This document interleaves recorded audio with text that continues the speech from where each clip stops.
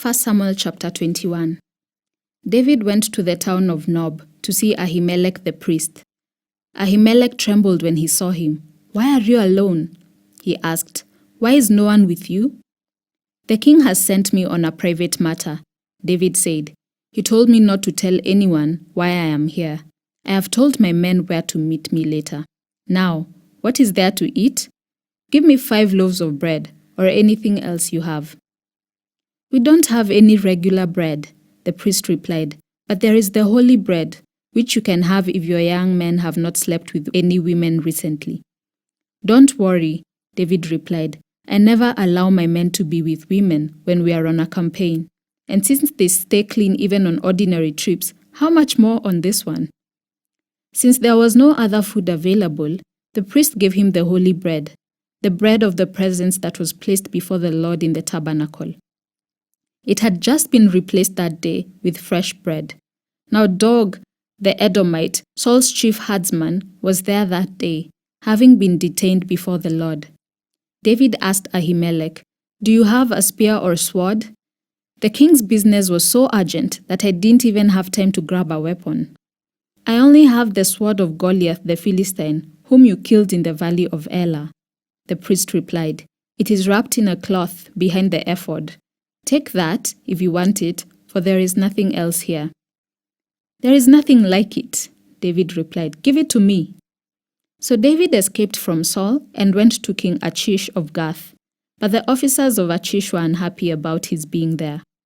"Isn't this David, the king of the land?" they asked. "Isn't he the one the people honor with dances, singing, 'Saul has killed his thousands and David his 10,000s'? David heard these comments and was very afraid of what King Achish of Gath might do to him. So he pretended to be insane, scratching on doors and drooling down his beard. Finally, King Achish said to his men, "Must you bring me a madman? We already have enough of them around here. Why should I let someone like this be my guest?" 1 Samuel chapter 22. So David left Gath and escaped to the cave of Adullam. Soon, his brothers and all his other relatives joined him there. Then others began coming, men who were in trouble or in debt or who were just discontented, until David was the captain of about 400 men. Later, David went to Mizpeh in Moab, where he asked the king, "Please allow my father and mother to live here with you until I know what God is going to do for me." So David's parents stayed in Moab with the king during the entire time David was living in his stronghold. One day, the prophet Gad told David, "Leave the stronghold and return to the land of Judah." So David went to the forest of Hereth. The news of his arrival in Judah soon reached Saul. At the time, the king was sitting beneath the tamarisk tree on the hill at Gibeah, holding his spear and surrounded by his officers.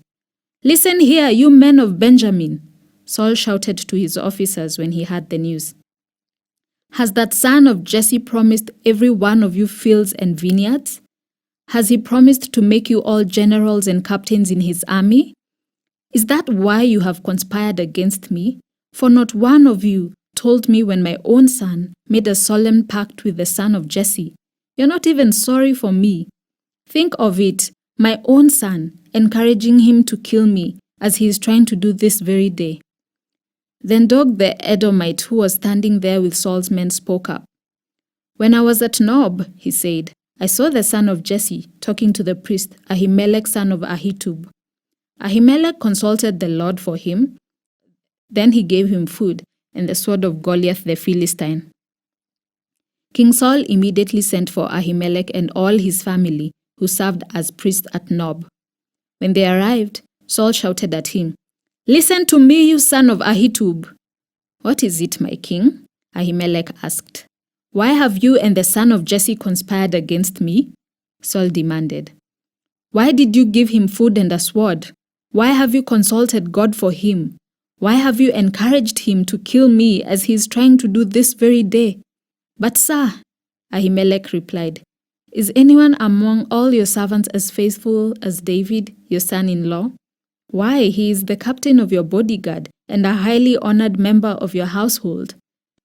This was certainly not the first time I had consulted God for him. May the king not accuse me and my family in this matter, for I knew nothing at all of any plot against you. You will surely die, Ahimelech, along with your entire family, the king shouted. And he ordered his bodyguards, kill these priests of the Lord, for they are allies and conspirators with David. They knew he was running away from me, but they didn't tell me. But Saul's men refused to kill the Lord's priests. Then the king said to Dog, you do it. So Dog the Edomite turned on them and killed them that day, 85 priests in all, still wearing their priestly garments. Then he went to Nob, the town of the priests, and killed the priests' families, men and women, children and babies, and all their cattle, donkeys, sheep, and goats. Only Abiathar, one of the sons of Ahimelech, escaped and fled to David.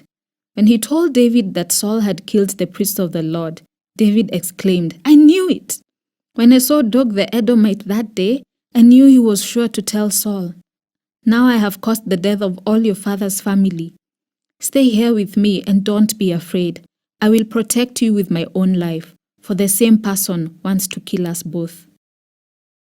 1 Samuel chapter 23. One day, news came to David that the Philistines were at Keilah, stealing grain from the threshing floors. David asked the Lord, should I go and attack them? Yes, go and save Keilah, the Lord told him. But David's men said, we are afraid even here in Judah. We certainly don't want to go to Keilah to fight the whole Philistine army.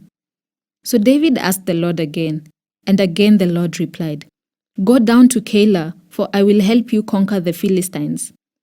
So David and his men went to Keilah. They slaughtered the Philistines and took all their livestock and rescued the people of Keilah. Now, when Abiathar son of Ahimelech fled to David at Keilah, he brought the ephod with him. Saul soon learned that David was at Keilah. Good, he exclaimed, we've got him now. God has handed him over to me, for he has trapped himself in a walled town. So Saul mobilized his entire army to march to Keilah and besiege David and his men. But David learned of Saul's plan and told Abiathar the priest to bring the ephod and ask the Lord what he should do. Then David prayed, O Lord, God of Israel, I have heard that Saul is planning to come and destroy Keilah because I am here. Will the leaders of Keilah betray me to him? And will Saul actually come as I have heard? O Lord, God of Israel, please tell me. And the Lord said, he will come. Again David asked, will the leaders of Keilah betray me and my men to Saul? And the Lord replied, yes, they will betray you. So David and his men, about 600 of them now, left Keilah and began roaming the countryside. Word soon reached Saul that David had escaped, so he didn't go to Keilah after all. David now stayed in the strongholds of the wilderness and in the hill country of Ziph.